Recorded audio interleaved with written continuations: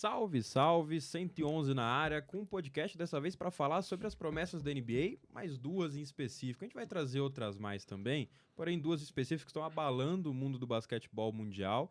Victor Wembanyama e Scoot Henderson, o ala pivô e o armador, que são cotados tanto para pick 1 quanto para pick 2 do draft de 2023. Estou aqui com o Rogério Bet, o Rogerinho, o famoso Rogerinho. Se apresenta aí pra galera, Rogerinho. Boa noite, boa tarde, né, pro pessoal que tá acompanhando. Vai lá. Falar de basquete, é isso. Falar do que a gente gosta de fazer e assistir. É isso, tá aí a apresentação do Rogerinho. Breve... Objetivo, sucinto, né? Sucinto. Foi muito bem. Léo Pinheiro, famoso Léo da Globo, Leonardo Pinheiro. Seja muito bem-vindo. Primeiro podcast de basquete da 111. Sua apresentação ali pra galerinha que tá acompanhando a gente aqui no Spotify e em outras plataformas também. Salve, salve, galerinha. Espero que todos estejam bem. Eu sou o Leonardo Pinheiro.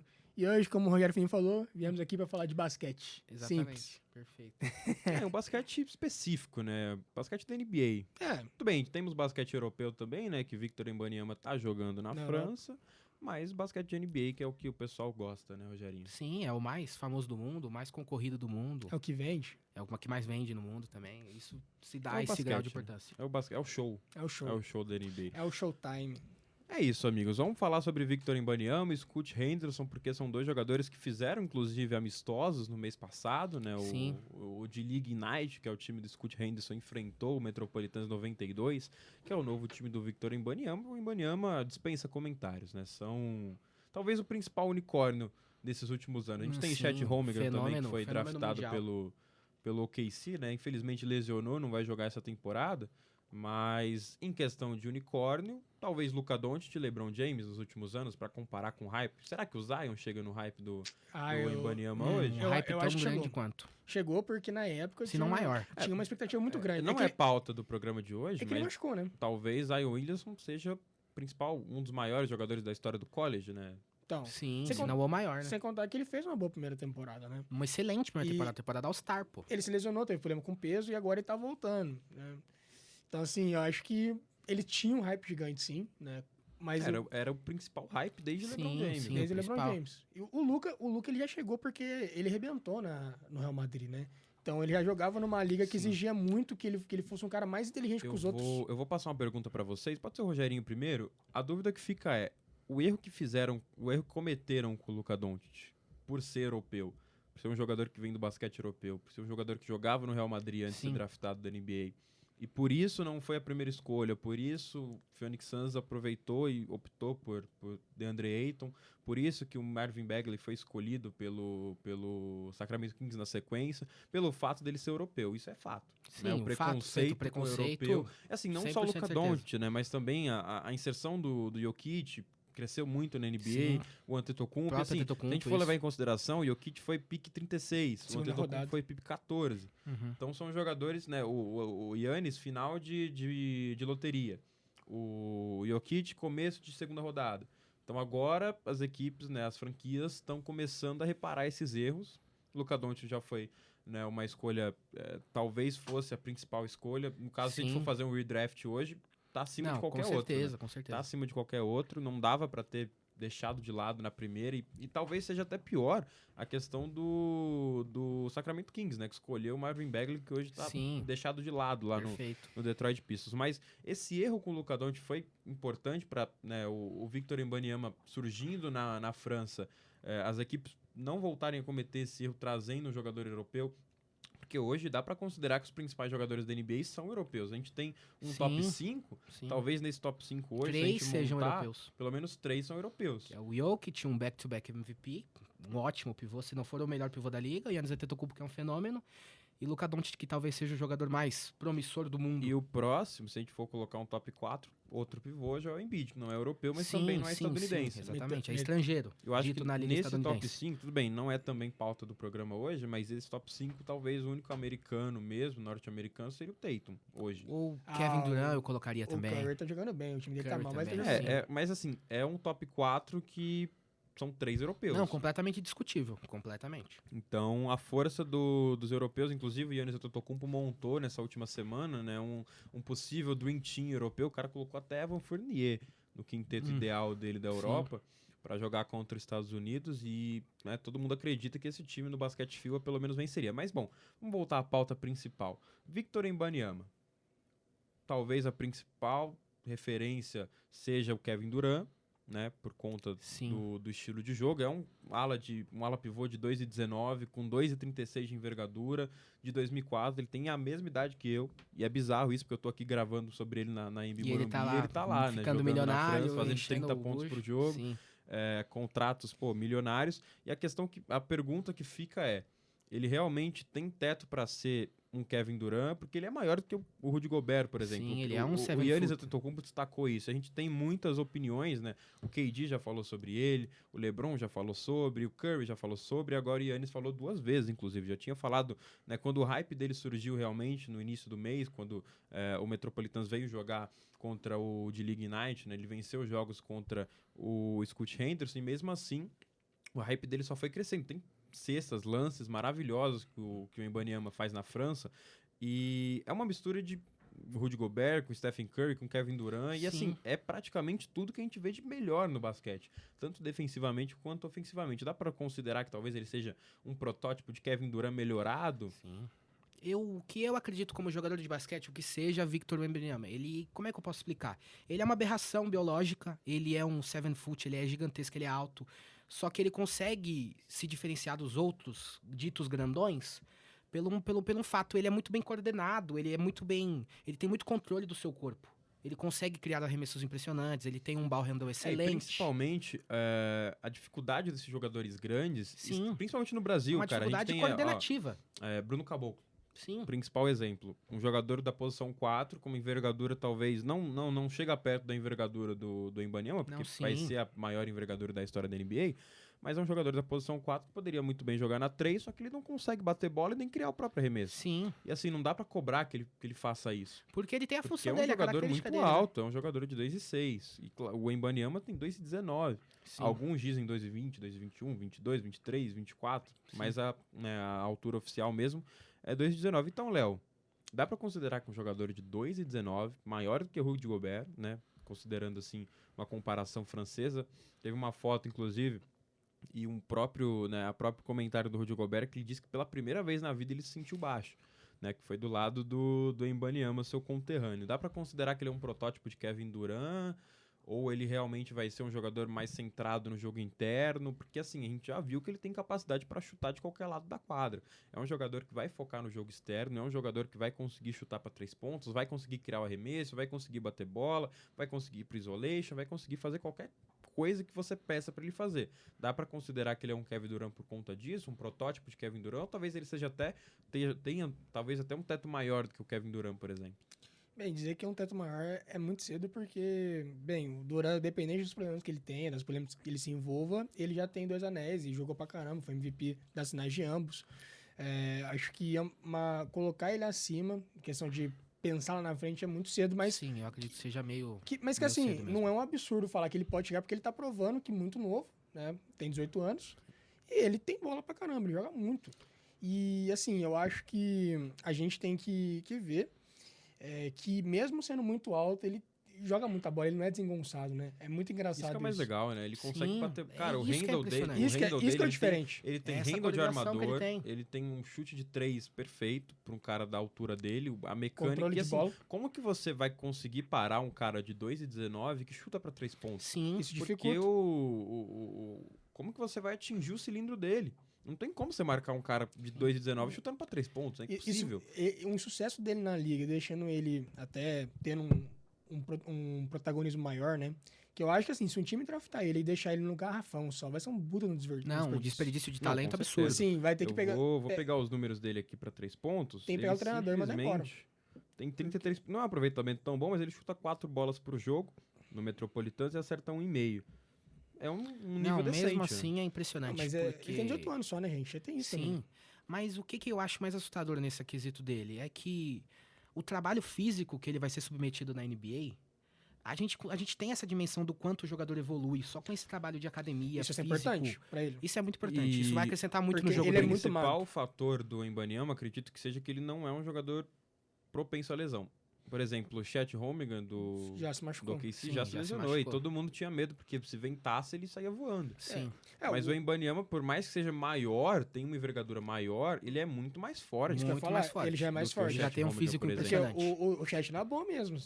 Se ventar, ele voa. Se ventar, ele voa. E aliás, voou, né? eu penso ele num jogo duro, tipo, um ano com o Embiid, por exemplo, que a gente citou aqui já. Não tem jogo. Cara, o Embiid é muito forte. Assim, ele vai massacrar o próprio Jokic, né? Joga... Por isso que eu falo. O Giannis... O Rogerinho tocou num ponto muito interessante, porque é um desperdício você colocar o próprio Wembanyama pra jogar dentro, né? Jogar no poste alto sempre. Tudo bem, porque ele é um jogador que tem o mesmo fadeaway do LeBron, viu?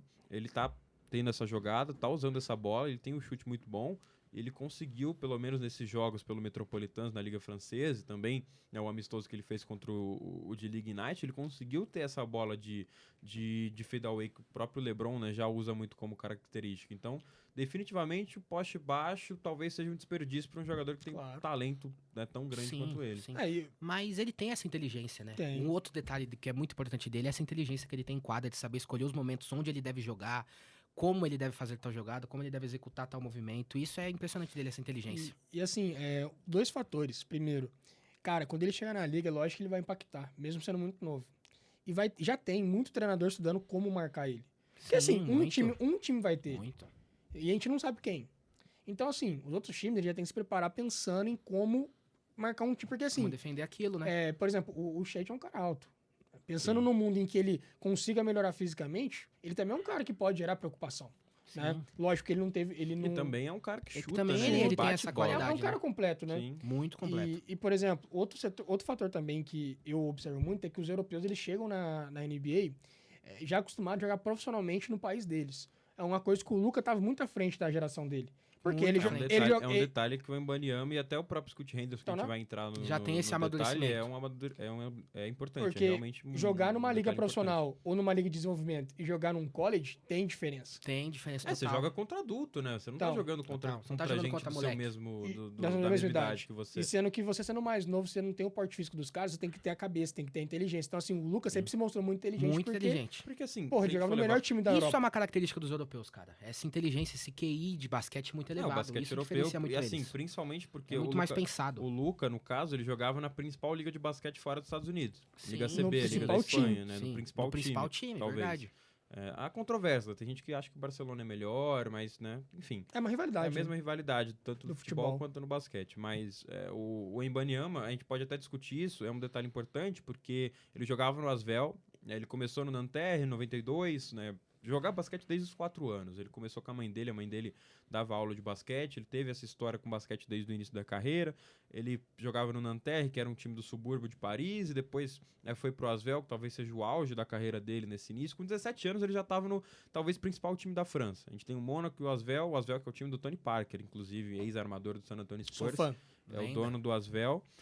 O Asvel tá na Euroleague, né, junto com o Mônaco, são os dois principais times franceses, e ele conseguiu trazer o Metropolitans pro topo da França. Porque a gente tinha dois times no topo, né, brigando sempre pelo título, e agora a gente tem um time com a campanha bem parecida, pelo menos nesse início, são 6 vitórias e 1 derrota somente pro Metropolitans. E assim, como que você consegue analisar, Léo, essa mudança de time do Wembanyama? Quão importante é para ele sair de um time que é postulante a título, um time que briga na Euroleague, um time que está entre os principais times, uma das principais equipes da Europa, para um time menor, um time de menor escala, onde, claro, ele conseguiu ter um destaque maior, mas ele não vai estar brigando por título. Você acha que nesse momento vale muito mais a pena ter saído do Asvel para ter essa imersão, né? Porque agora ele tem um time só para ele.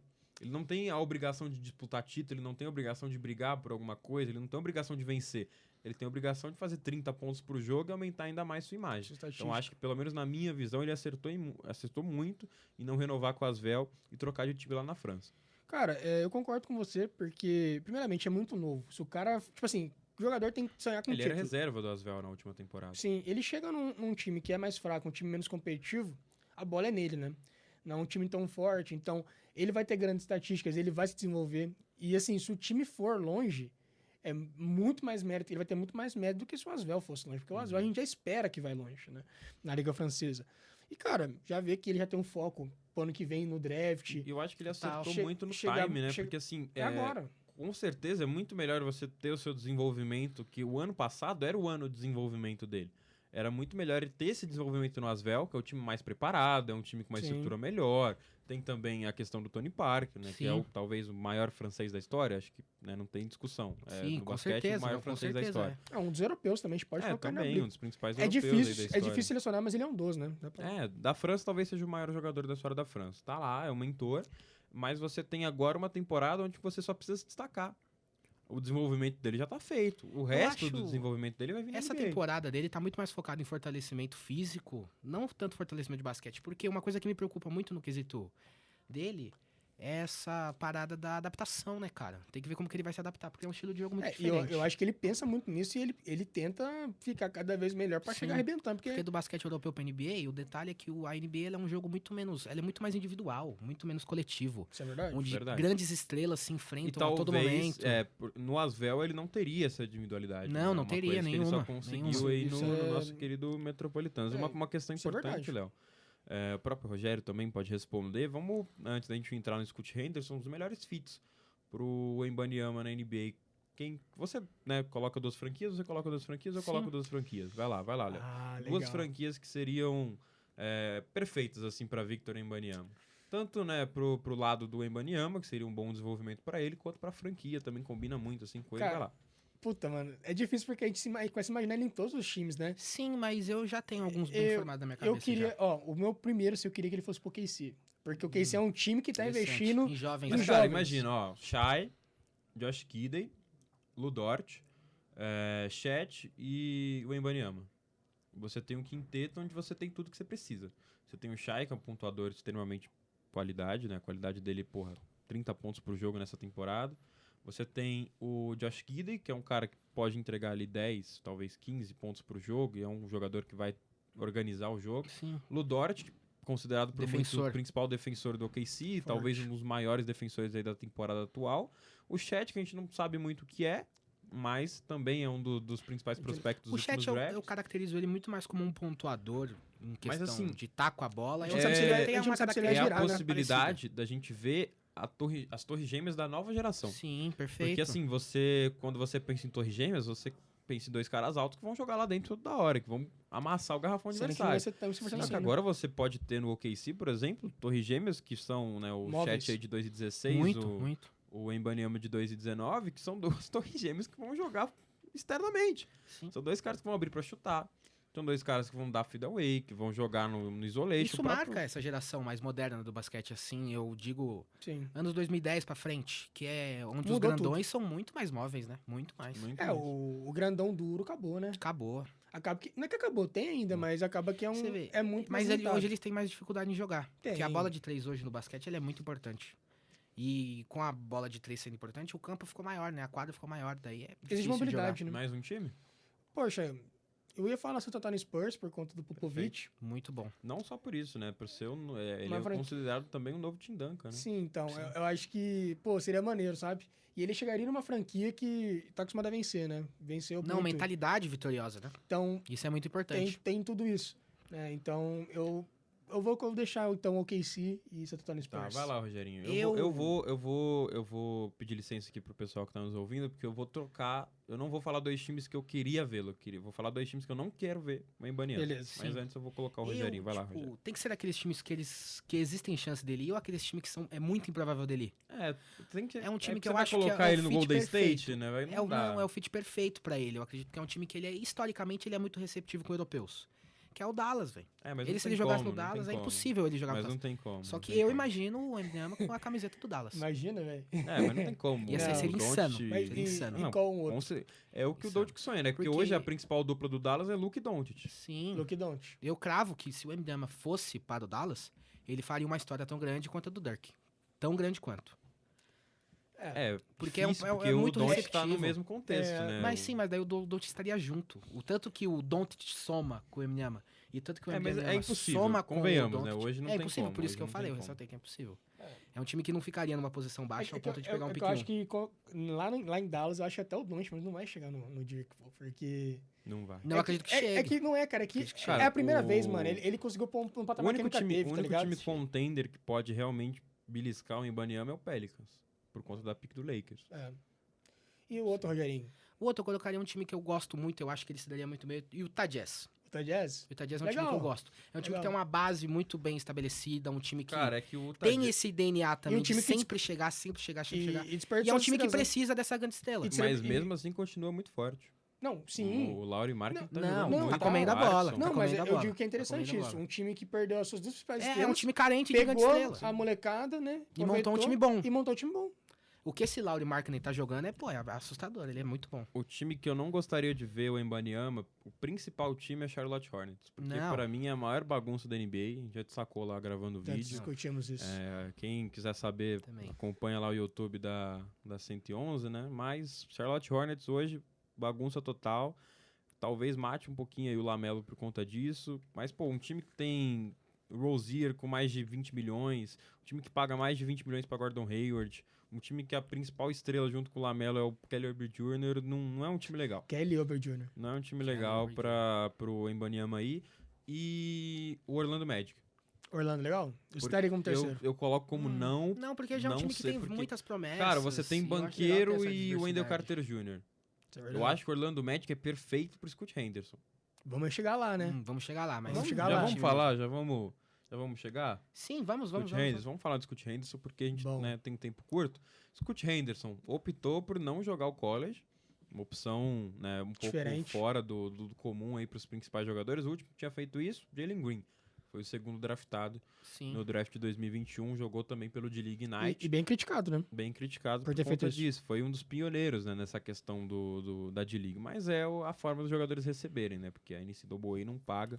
Jogar college hoje é como se você estivesse estudando, né? Você só se fora. Mas enfim, Scott Henderson. É fato que ele não vai ser a pick 1.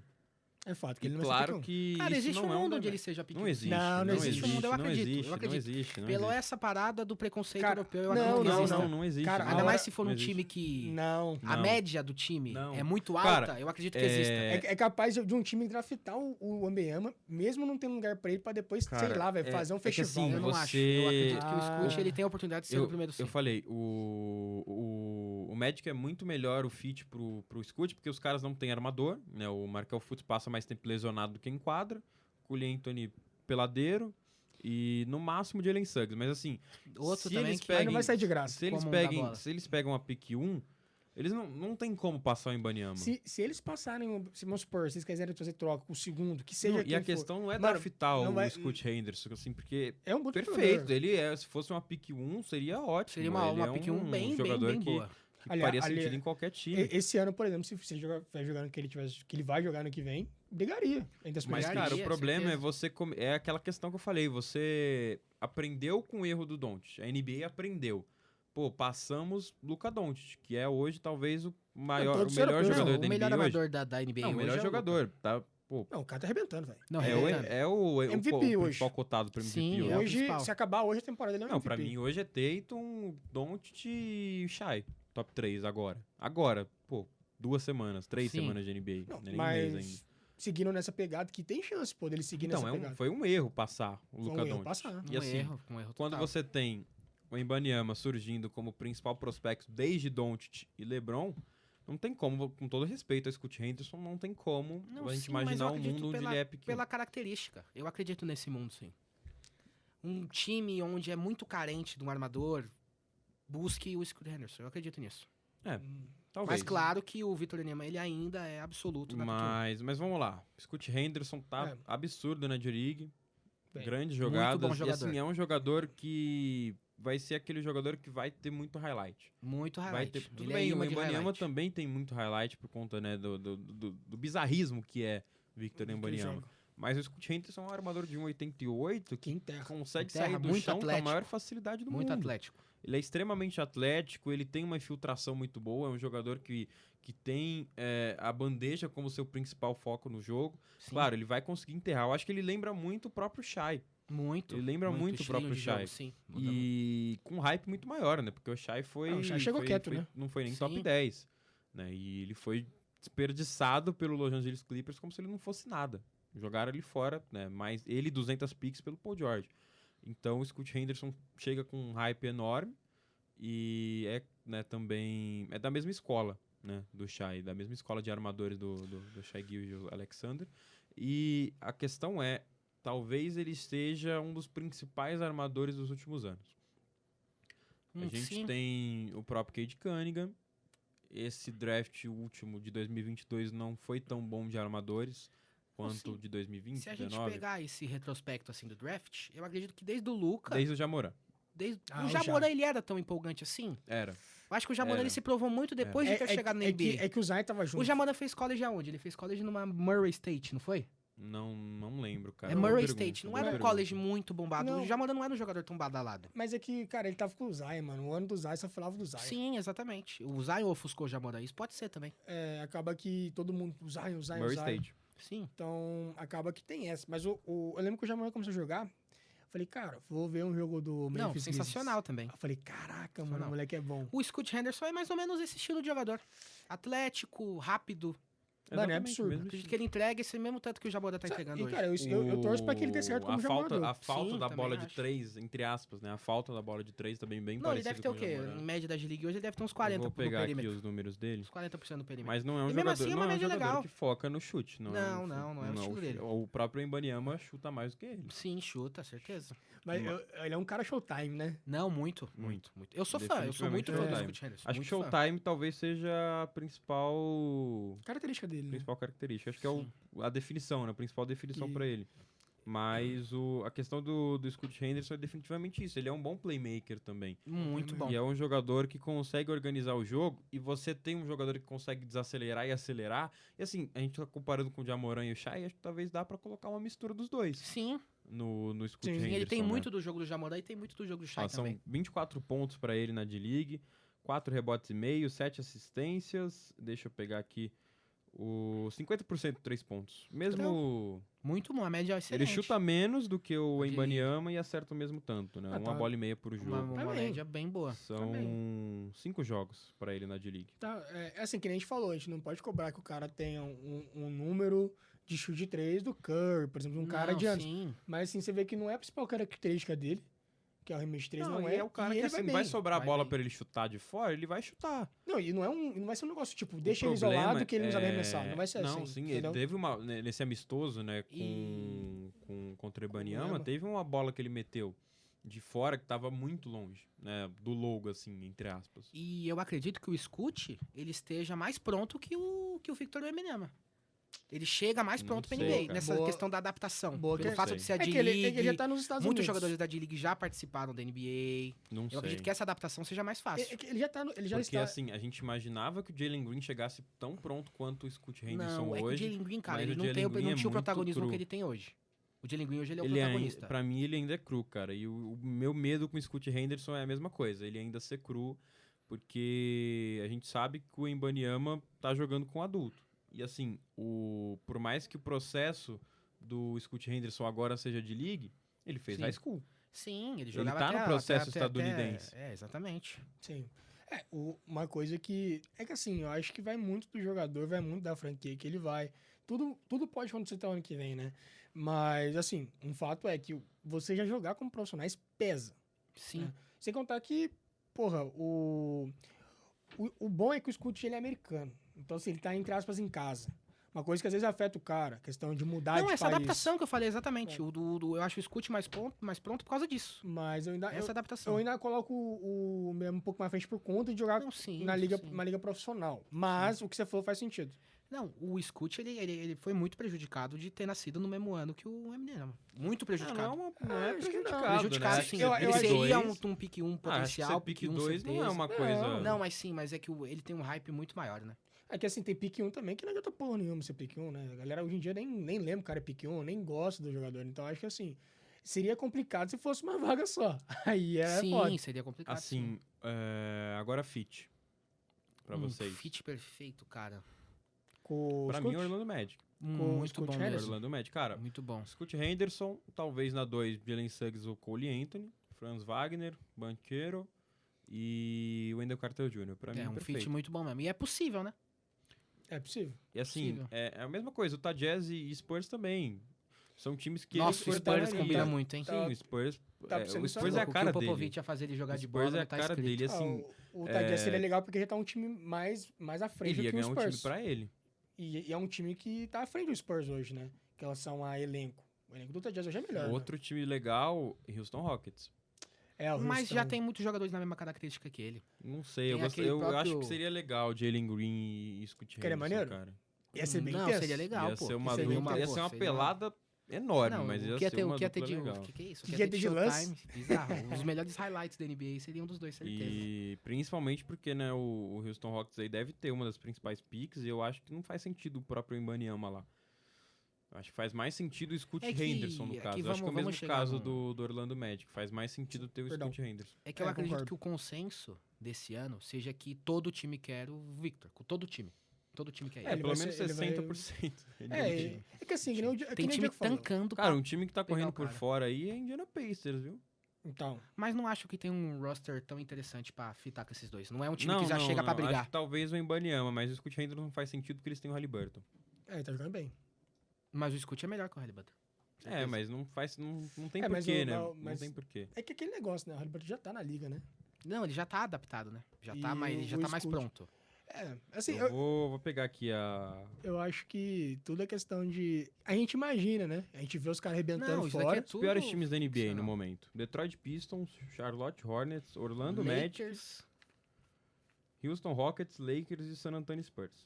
Eu acredito que tá entre esses.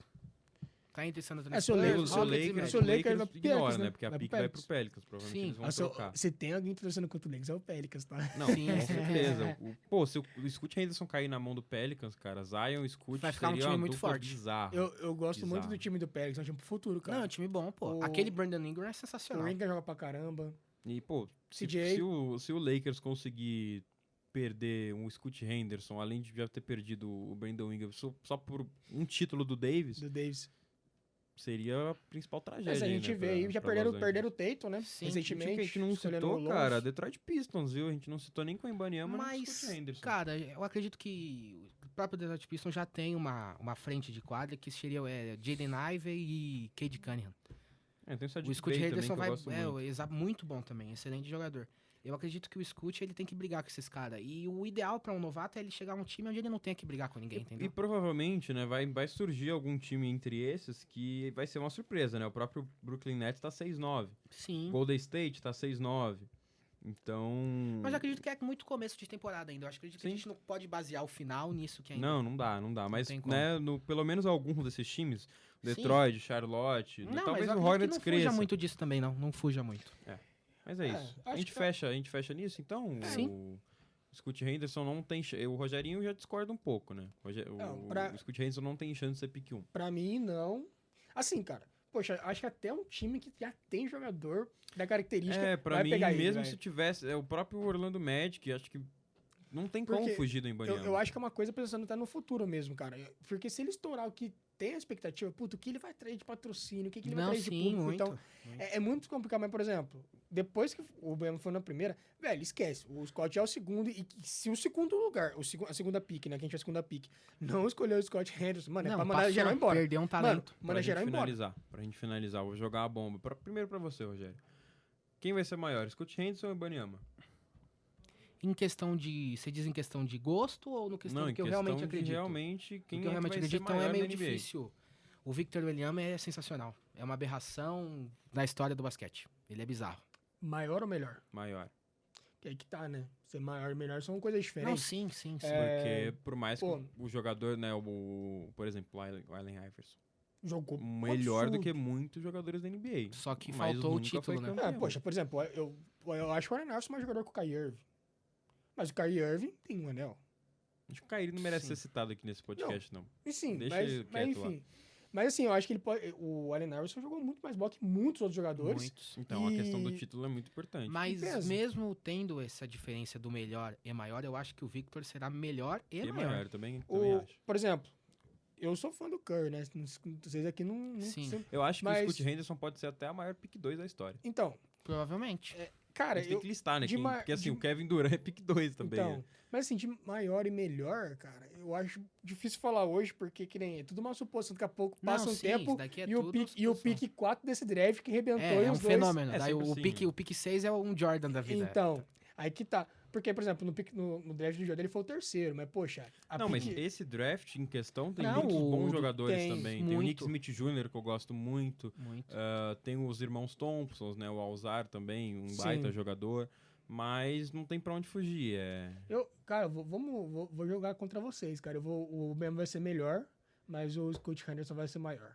Só pra ficar diferente. Você acredita que o Scoot vai encontrar um time que vai fazer ele ganhar? Isso depende muito do draft, né? De quem vai ser o time a draftar, né? Porque assim, se você pega um Scoot Henderson caindo no Spurs e um Wembanyama caindo num Hornets da vida, você tem o Scoot Henderson, um time que tem um projeto, que é um time que sabe o que vai fazer na NBA. É um time que atira pra qualquer lugar. Bagunça. Não, sem contar que assim, tem muito... A gente falou do Arthur, tem muito cara pica que não conseguiu ganhar o anel. O Durant, ele apelou, falou assim, mano, vou pro Golden State porque eu não consigo ganhar o anel aqui. Exatamente. Ele foi. Hoje em dia ele já não ganhou mais. Será que ele vai ganhar de novo? Talvez tem que sair do Brooklyn Nets pra isso. Tem que sair do Brooklyn Nets. E vai pra onde? Vem pro Celtics. Então, você vai dar o Tatum ou o Jaylen Brown? Smart e Robbie Williams no máximo. No máximo. Acho que vale a pena essa troca. Cara, eu falava pra vocês, eu acho que se eu fosse torcedor do Celtics, eu seria tão apegado ao trio que eu não trocaria os três. Trocaria, não. Eu acho que nem faz sentido porque, também pro cara, Celtics. O Durant é o melhor time da NBA. O Durant pode ser que ele atrapalhe o interior do Boston. Porque já tá redondinho. Cara, eu vou, pra encerrar, eu vou deixar aqui no ar que o Tatum hoje é melhor que o Durant. Não, hoje sim. A juventude joga muito a favor, né? Ele vem, assim... O time também joga muito a favor. Vamos dizer que... O Durant tem que carregar aquela mula do Ben Simmons. Cara, eles se bateram frente a frente, foi 4-0 pro Celtics, né? Sendo que foi um pau, então assim... A maior tranquilidade do mundo. Mas na temporada passada, passaram também, né? O Brooklyn Nets chegou a tirar. O Brooklyn chegou na semifinal, né? Perdeu pro Milwaukee. Porque o Durant tem o pé grande. Porque o Durant tem pé grande. Se o Durant tivesse... Se o Durant tivesse 10 centímetros a menos, né? Que o pé dele, o cara deve calçar 40,57. Enfim, amigos, estamos terminados. Scoot Henderson é talvez uma das principais pick 2 aí dos últimos anos, né? Mas não tem esse draft vai ser um dos mais manjados da história, né? As duas primeiras. A principal dúvida é quem vai ser a pick 3, né? Pra mim, eu hoje iria de Nick Smith Jr. Pra quem tá acompanhando aí o podcast. A questão é que, tipo, ele ainda é dúvida se é o terceiro, né? Vai dependendo do time que for, pode ser que não escolha, mas os 2 primeiros é certo. E, poxa, não já é certo. Um draft que foi tão cravado assim, tipo, mano, falta um ano pro draft. Do ano aqui do próximo draft. Sim. E a gente já sabe as primeiras escolhas. Tipo, é absurdo isso. É porque eles estão muito acima. Do resto da classe deles, mas se a gente tivesse mais tempo aqui, a gente podia até entrar no assunto. Será que nos últimos drafts também os dois seriam pick 1 e 2? Aí que tá. Por exemplo, ano passado... Eu vou torcer muito. Eu acho que, vamos fazer bem curtinho assim, o Wembanyama só perdia pro Zion. Acho que não. Eu acho que mesmo com o Zion. Não, o Wembanyama seria o segundo do Zion, com certeza. Não, acho que não. Acho que o Wembanyama ainda tá à frente. O último agora, falando do recente, pra mim, eles estariam nos dois primeiros. Esses últimos... Mesmo o Paulo jogando pra caramba, Não, mas o Magic tava na dúvida de se ia de Banchero ou de Jabari Smith ainda. Sim. Mas, pô, da hora. Eu vou torcer muito pra ter um cara aleatório que joga pra porra nesse draft agora. Cara, é muita cara da NBA, assim, a gente ter o Wembanyama e o Scoot Henderson entrando nesse draft e o Rook of the Year é um cara da 15ª escolha. Exatamente. Vamos lembrar aqui o 37º escolhido. Lembrar pra galera aqui que às vezes não sabe, mas o Kobe foi draftado em 96, se eu não me engano. E ele foi a 16ª escolha. 13ª. Então, mas mesmo assim, poxa, o cara o cara tem 5 anéis e o cara foi a 13ª. Sim, isso é impressionante. Sim. E o Jokic é o exemplo aí, no caso, 36ª, o Papa Tetocumpo, 14ª.